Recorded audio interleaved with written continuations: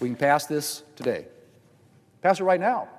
All we have to do, get support from the Democrats. They call it clean, we call it extremely partisan. That is not how you negotiate. Right now, Congress remains gridlocked. All eyes are on the clock with just hours to go until a government shutdown. Both Democrats and Republicans are pointing fingers at each other.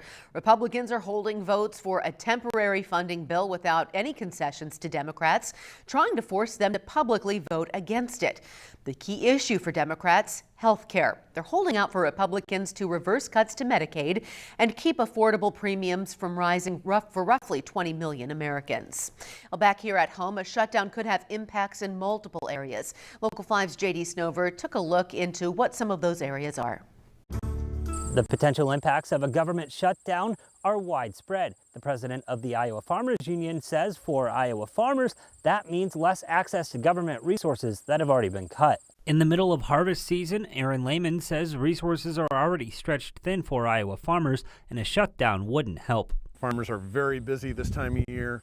They don't have time to deal with more delays and more changes right when we're trying to get the crop from the field into our bins for storage. The looming government shutdown comes as lawmakers in Washington remain divided. One of the key sticking points, whether to extend tax credits tied to the Affordable Care Act. Whether that's because they are dependent on a Affordable Care Act policy and the subsidies for those Affordable Care Act policies are going away. And farmers wouldn't be the only ones feeling the pinch.